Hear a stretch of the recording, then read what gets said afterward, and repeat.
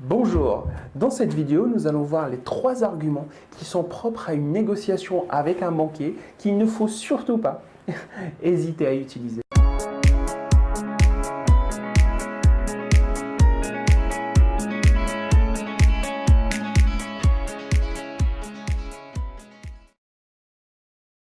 Plus votre note est élevée, plus votre banquier se montrera flexible avec vous et vous proposera les meilleurs taux possibles. Et inversement, moins votre note est élevée, plus votre banquier se montrera intransigeant avec vous et vous proposera des taux moins avantageux. En dessous d'une certaine note, qui varie selon les établissements financiers, votre banquier risque tout simplement de refuser votre dossier. Et pour mettre toutes les chances de votre côté et même convaincre votre banquier pour qu'il puisse revoir à la hausse la note qu'il vous a accordée, utilisez avec assurance et dans la mesure du possible les 3 arguments suivants. Argument numéro 1, votre taux d'endettement. C'est le ratio entre vos revenus mensuels et vos charges financières. Il détermine votre capacité d'épargne. Lorsque ce taux est compris entre 10 à 15%, votre profil d'emprunteur est considéré comme excellent. Je vous propose donc un taux de 3%. J'aurais préféré 2,8%.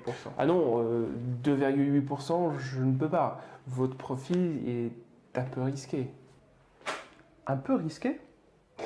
Je vous rappelle que j'ai des revenus stables et mon taux d'endettement est actuellement à 12% seulement.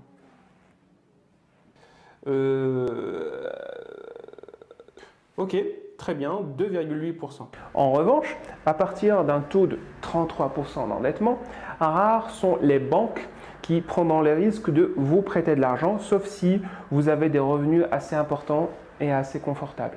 Je vous propose donc un taux de 3%. J'aurais préféré 2,8%. Ah non, 2,8%, je ne peux pas. Votre profil est un peu risqué. Vous êtes déjà à 32% d'endettement. À 3%, je vous fais déjà une fleur.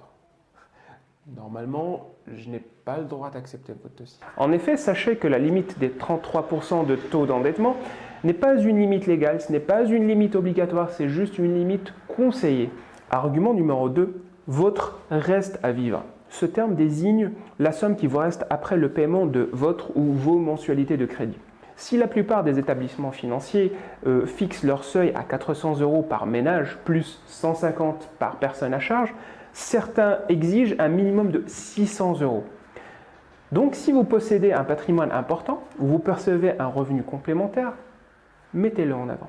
Je vous propose donc un taux de 3%. J'aurais préféré 2,8%. Ah non, 2,8%, je ne peux pas. Votre profil est un peu risqué. Vous êtes déjà à 32% d'endettement. À 3%, je vous fais déjà une fleur. Normalement, je n'ai pas le droit d'accepter votre dossier. Vous rigolez?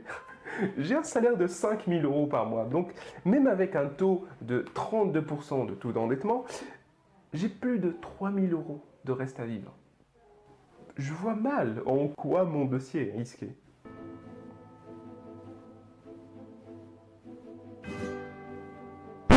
Ok, très bien, 2,8%. Argument numéro 3, votre apport personnel.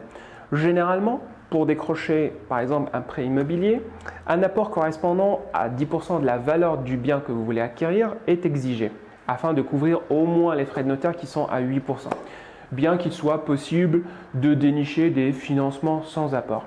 Toutefois, un apport personnel atteignant jusqu'à par exemple 30% du prix d'achat incite souvent les banques à vous offrir un bonus sur le taux. Je vous propose donc un taux de 3%. J'aurais préféré 2,6%. 2,6%? Non, ce n'est vraiment pas possible. Pas possible. J'ai un apport de 80 000 €, soit 30% de la somme totale. Je pense par conséquent que vous pouvez m'offrir un petit bonus sur le taux. Disons 2,8%. 2,6%. C'est un petit taux sympa. Allez, dites oui et serrons-nous la main. Ok, très bien, 2,6%. Si vous n'avez pas pu vous constituer une épargne suffisante, notamment pour les jeunes ménages. D'autres sources existent pour financer l'apport nécessaire pour l'obtention.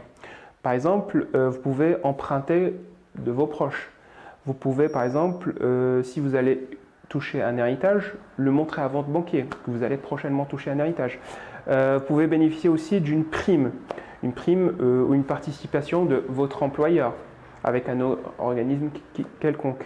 Vous pouvez faire un prêt d'action, logement si vous êtes éligible, un prêt accordé par votre caisse de retraite ou votre mutuelle.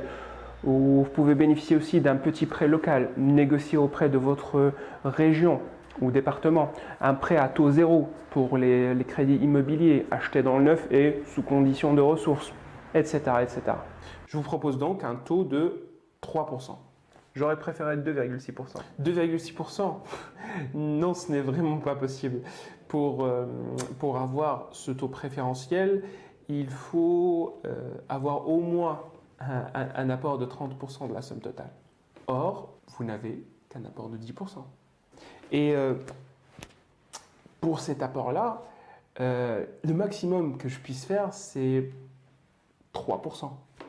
Donc, si je comprends bien, si j'avais un apport d'au moins 30%, vous m'auriez accordé un taux de 2,6%. C'est ça? Oui, tout à fait. Ça tombe bien, car en me renseignant, je me suis rendu compte que j'avais le droit à un prêt Action Logement, qui pourra être considéré comme un apport. Oui. Avec mes économies et le prêt Action Logement, je cumulerai approximativement 50 000 €, soit 32% de la somme totale. On dit 2,6% alors. Envoyez-moi les justificatifs, comme quoi vous avez bien droit à ce prêt, et je pourrais descendre à 2,6%. Très bien. Merci d'avoir suivi cette vidéo. Si ce que je vous ai présenté vous a plu, n'hésitez pas à le mettre en pratique, à mettre en pratique le ou les conseils qui vous ont semblé les plus pertinents. Et sinon, si vous avez quelques points d'amélioration à me proposer ou des critiques constructives, n'hésitez pas à me les laisser en commentaire. D'ici là, je vous dis à très bientôt avec une nouvelle vidéo.